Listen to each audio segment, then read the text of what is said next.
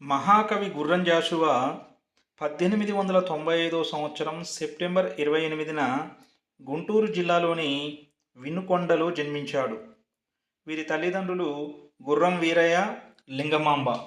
జాషువా చిన్నతనంలో బడిలోనూ, తర్వాత సమాజంలోనూ తీవ్రమైన కుల వివక్షను, అవమానాలను ఎదుర్కొనడం జరిగింది. వీరికి కవి కోకిల, కవితా విశారద, మధుర శ్రీనాథ, నవయుగ కవి చక్రవర్తి అనేటువంటి బిరుదులు ఉన్నాయి. జాషువా గారి క్రీస్తు చరిత్ర కావ్యానికి కేంద్ర సాహిత్య అకాడమీ పురస్కారం లభించింది. వీరు అనాథ, స్వప్నకథ, గబ్బిలం, కాందిసీకుడు, నేతాజీ, బాపూజీ, రాష్ట్రపూజ, కొత్త లోకం, నాగార్జున సాగరం అనే ఖండకావ్యాలు రాశారు. హిమదామర్కధర పరిణయం అనే పద్యకావ్యం, నా కథ అనే స్వీయ చరిత్ర జాషువా రాశారు. ఫిరదౌసి, ముంతాజ్ మహల్, క్రీస్తు చరిత్ర అనే లఘు కావ్యాలు జాషువా గారు రాశారు. వీరి ప్రసిద్ధ ఖండకావ్యం గబ్బిలం.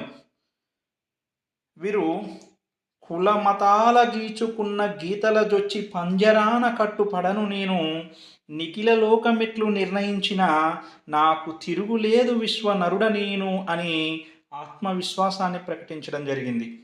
నిమ్న జాతుల కన్నీటి నీరదములు పిడుగులై దేశమును కాల్చివేయును అని చెప్పి హెచ్చరించారు జాషువా. ధర్మమునకు పిరికితనము లేదు, సత్యవాక్యమునకు చావు లేదు అని చెప్పి నుడివిన కవి జాషువా. వీరు మొదట్లో ప్రణయ కవిత్వం రాసినప్పటికీ ఏనాడు భావకవిత్వం వైపు కన్నెత్తి కూడా చూడలేదు. ముసలివాడైన బ్రహ్మకు పుట్టినారు నలుగురు కుమారులనుట విన్నాము గాని, పసరము కన్న హీనుడభాగ్యుడైన 5వ కులస్థుడెవరమ్మా సవిత్రి అని భరతమాతను ప్రశ్నించాడు జాషువా. తన కులంలోని శాఖాభేదాల్ని కూడా ఎత్తి చూపుతూ, దేవుడొకడు మాకు దేవలంబులు రెండు, దేశమొకటి మాకు తెగలు రెండు, మాట వరుసకొక్క మతమందుమే కాని కుల సమస్య వద్ద కుమ్ముదుమ్ము అన్నాడు. వీరి రచనల్లో అరబ్బీ, ఉర్దూ, ఫారసీ భాషా పదాలు యథేచ్ఛగా కనిపిస్తాయి. రాజు మరణించెనొక తార రాలిపోయే, కవియు మరణించెనొక తార గగనమెక్కే, రాజు జీవించే రాతి విగ్రహములందు, సుకవి జీవించే ప్రజల నాలుకలయందు అని రాజులను, కవుల్ని పొగిడారు, కీర్తించారు జాషువా గారు. జాషువా కవిత్వాన్ని గురించి సినారే ఇలా అన్నారు: జాషువా కవిత్వాన్ని అతని వ్యక్తిత్వం నుంచి విడదీసి చూడలేము.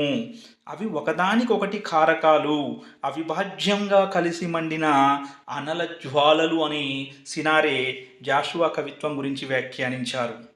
పేదలకు, ఫకీర్లకు దానం చేసే గుణం లేని దయాహీనులు ప్రతిమల పెండ్లి చేయుటకు 100,000 వెచ్చింతురని విగ్రహారాధనను, హిందూ ధర్మాన్ని విమర్శించారు జాషువా గారు.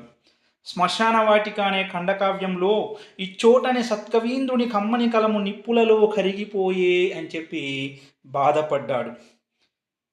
ఇంకా భావకవులను విమర్శిస్తూ, కవి సమయంబును దప్పి నుడికారపు సొంపు పాడు చేసి అని చెప్పి భావకవులను విమర్శించటం, ఎత్తి చూపటం అనేది జరిగింది. ఇంకా శిల్పిని పొగుడుతూ, సున్నితంబైన నీ చేతి సుత్తె నుండి బయలుపడే ఎన్ని దేవస్థలములు, సార్థకము గాని ఎన్ని పాషాణములకు కలిగే నీనాడు పసుపు కుంకాల పూజ అని చెప్పేసి వ్యాఖ్యానించాడు. ఆ విధంగా శిల్పిని పొగిడాడు. నా కవితా వధూటి వదనంబు నెగాదిగ చూసి, రూపురేఖా కమనీయ వైఖరులు గాంచి భలీ భలీ అన్నవారే మీదే కులమన్న ప్రశ్న వేసి, నా కులము తెలుసుకొని శివాలున లేచిపోవుదురని బాధపడ్డారు జాషువా. కులం తక్కువ వాడన్న కారణం చేత స్కూలులో వేదిక ఎక్కి పద్యాలు చెప్పే అవకాశము లేక అవమానాలకు గురి అయినటువంటి బాధాతప్త హృదయం జాషువాది. ఇంకా మాతలకు మాత సకల సంపత్ సమేత అంటూ భరతమాత గొప్పతనాన్ని, ఔన్నత్యాన్ని తెలియజేశారు జాషువా గారు. ధన్యవాదములు.